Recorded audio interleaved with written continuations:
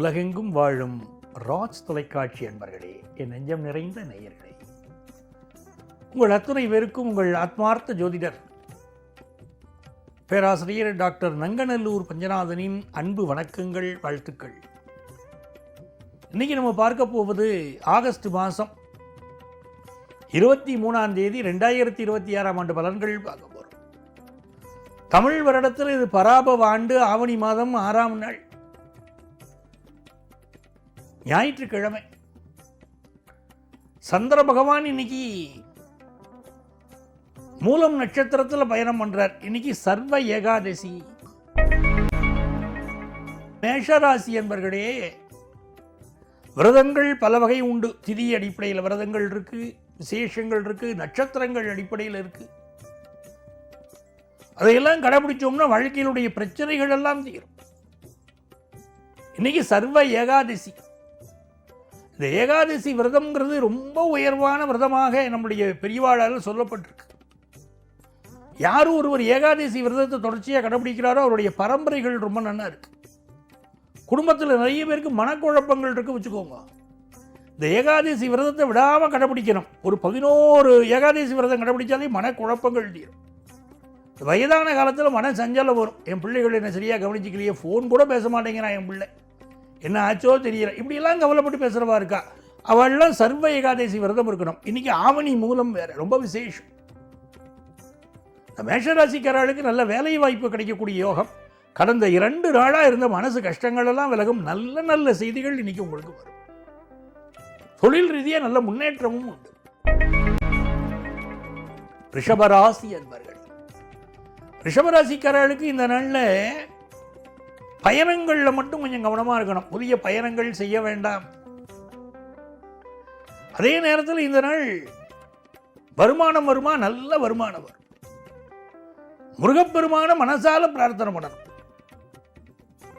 எவ்வளவு கலக்கங்கள் இருந்தாலும் முருகப்பெருமான நமஸ்காரம் பண்ணினா ரிஷபராசிக்காரர்களுக்கு பெரிய வெற்றிகள் வரும். 7 குடைவர் செவ்வாய். நல்ல மனிதர்களோடு தொடர்பு வேணும். எங்கள் ஆத்துக்காரர்கிட்ட கோவப்படாமல் பேசணும். ஆத்துக்காரி இன்னைக்காவது எங்கிட்ட சிரிச்சு பேசணும் அப்படின்னு நீங்கள் நினைச்சீங்கன்னா, அப்படி நினைக்கிறேன் இல்லையா மனசுக்குள்ள, இன்னைக்காவது வாழ்க்கை நல்லா இருக்குமா, சிரித்து பேச மாட்டாங்களா அப்படின்னு அப்படி நினைச்சிங்கன்னா கந்த சஷ்டி கவசம் படிக்கணும், முருகனை நமஸ்காரம் பண்ணணும். என்றைக்குமே அது நல்லது உங்களுக்கு. இன்னைக்கு பயணங்களை அவாய்ட் பண்ணுங்க. தேக ஆரோக்கியத்தை பார்த்துக்கோங்க. புதுசாக கடன் வாங்க வேண்டாம். மிதுன ராசி அன்பர்கள், மிக மிக அற்புதமான நாள். மிதுனராசிக்காரர்களுக்கு புதன்தான தெய்வம். 7ஆம் இடத்துல இன்னைக்கு சந்திரன் வேற, கேது பகவான் 3ல் உட்கார்ந்து இருக்கார். இதெல்லாம் ரொம்ப அருமையான சூழ்நிலைகள். நரசிம்மர் வழிபாடு செய்யணும். நரசிம்மருடைய அனுக்கிரகம் உங்களுக்கு பரிபூர்ணமா இன்னைக்கு கிடைக்கும். பக்கத்தில் உள்ள கோவிலுக்கு போகணும். சில பேர் என்ன நடந்தாலும் கோவிலுக்கு போக மாட்டாங்க. கோவிலுக்கு ஏன் போகணும்னு சொல்றோம், நம்முடைய கர்மா கழியணும். மனித பிறவியும் வேண்டுவதே மாநிலத்தே. நான் மனுஷனுடைய உடம்புல பிறக்கும் போதே கர்மா வேற இருக்கு. இந்த கர்மாவை கழிக்கணும். கர்மாவை கழிக்கத்தானே பூமியில பிறந்திருக்கோம். எப்படி கழிக்கிறது? கூடுதலாக பாவங்களை சேர்த்துட்டே போறோமே. உள்ளதை கழிக்கிறது இல்லை, ப்ளஸ் பண்ணிட்டு போறோம், சேர்த்துட்டே போறோம். எப்படி கொண்டு போய் கழிக்கிறது கர்மாக்களை? அதுக்கு தான் கோவிலுக்கு போங்கண்ணா. கோவில் இல்லாத ஊர்ல குடியிருத்தல் பாழ்னு சொன்னா பாருங்க. கோவிலுக்கு போனீங்கன்னா பல பிரச்சனைகள் தீரும், கர்மா கழியும். இன்னைக்கு வியாபார ரீதியாக நல்ல செய்திகள் வரும். உடல் நலத்தில் இருந்த பிரச்சனைகள் தீரும். குடும்பத்தில் ஆரோக்கியமான விவாதங்கள் வரும். விவாதமே வராமல் இருந்தால் நல்லா இருக்காது. ஏதாவது ஹஸ்பண்ட் ஒய்ஃப்னா 2 விவாதம் வரத்தானே வேணும். என்ன நீங்கள் இப்படி இருக்கே அப்படின்னா அவள் கேட்டால் தானே நமக்கு ஒரு சந்தோஷம் வரும். பரவாயில்ல, நமக்கும் ஒரு முக்கியத்துவம் கொடுத்துட்டுருக்கா அப்படின்னு சந்தோஷப்படணும். என்ன நம்ம இப்படி கேட்டுட்டாலே நம்மளே நினைக்கக்கூடாது. இந்த நாள் உங்களுக்கு விசேஷமான நாள். வியாபாரத்திலையும் நல்லா இருக்கும். ஆரோக்கியமான விவாதங்கள் குடும்பத்தில் வருதுனால நன்மைகள் பெருகும். கடகராசி அன்பர்களே, கடகராசிக்காரர்களுக்கு வருமானம் உயரும். நல்ல நாள். நல்ல வேலை வாய்ப்பு சம்பந்தப்பட்ட ஒரு தகவல் வரும். சிலருக்கு இந்த வயிறு சம்பந்தப்பட்ட பிரச்சனைகள் இன்னைக்கு கொஞ்சம் இருக்கும். பல் சம்பந்தப்பட்ட பிரச்சனை இருக்கும். கடகராசிக்காரர் அதை பார்த்துக்கணும். எந்த ஒரு கருத்து சொல்லும் போதும் அவசரப்பட்டு பேசக்கூடாது. கடகராசிக்காரர் அப்படி பேச மாட்டேன். நீங்கள் அமைதியே உங்கள் குணம் இருந்தாலும் இந்த மாதிரி நாட்களில் கருத்து சொல்லும் போது கவனமாக இருக்கணும். உங்களுக்கு தேவையான பண உதவி இன்னைக்கு கிடைக்கும்.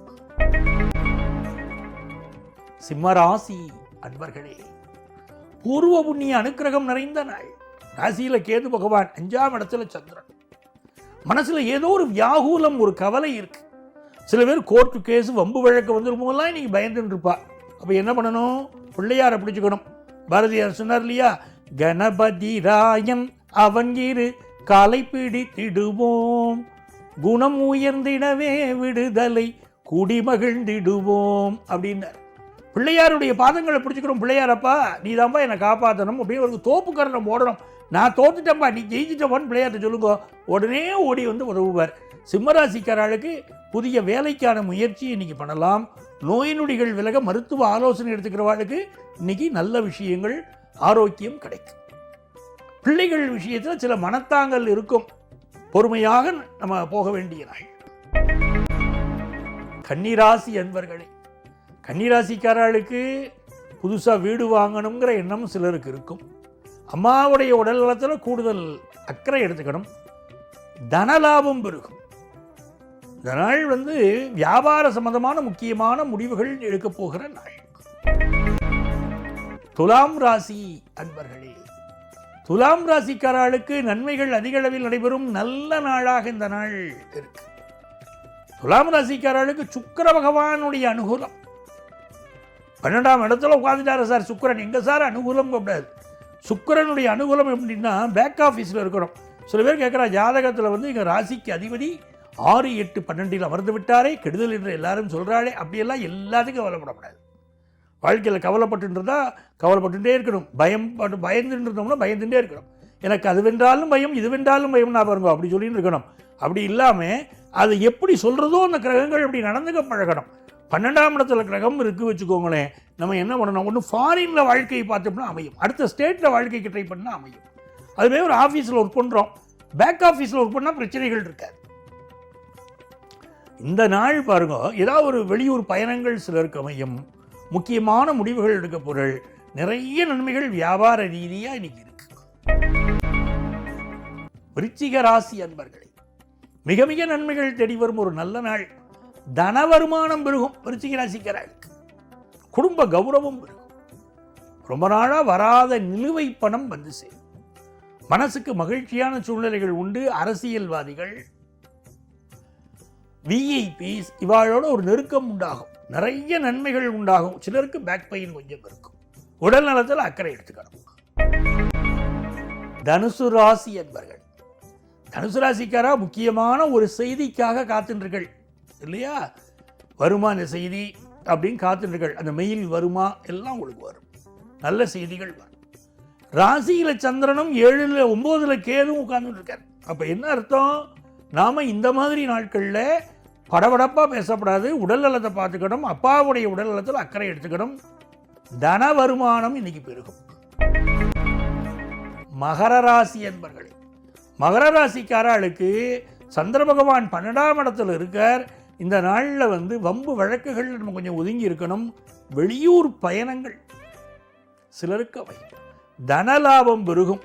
நல்ல செய்திகளெல்லாம் சேரும். மனசுக்கு மகிழ்ச்சியான நல்ல நாள். கும்பராசி அன்பர்களே, கும்பராசிக்காரர்களுக்கு தொட்டதெல்லாம் லாபமான நாள். முக்கியமான முடிவுகள் எல்லாம் இப்போ எடுப்பள். அடுத்தடுத்த நாட்களில் செய்ய வேண்டிய காரியங்களை பற்றி சிந்திப்பள். வெளியூர் பயணங்களை பற்றி சிந்திப்பள். வாழ்க்கையில் உயர்வான ஒரு நாள். தன வருமானம் வரக்கூடிய நாள். மனசுக்கு மகிழ்ச்சியான சூழ்நிலைகள் இன்னைக்கு உண்டு. சந்தோஷமா இருக்கும். மீன ராசி அன்பர்களே, புது பிஸ்னஸ் ஆரம்பிக்கிறத பற்றி சிந்தனை வரும். புதிய வேலையில் ஜாயின் பண்ணுறதை பற்றி சிந்தனை வரும். நண்பர்களை பார்த்து பேசுறதுல ஒரு சந்தோஷம் இருக்கும். ஒரு ஆனந்தமான நாளாக எடுத்த காரியங்கள் வெற்றி பெறும் நாளாக உங்களுக்கு அமையப் போகிறது. அன்பர்களே, நாளைய பதிவில் மீண்டும் உங்களை சந்திக்கிறேன். நான் உங்கள் ஆத்மார்த்த ஜோதிடர் ப்ரொஃபசர் டாக்டர் நங்கநல்லூர் பஞ்சநாதன்.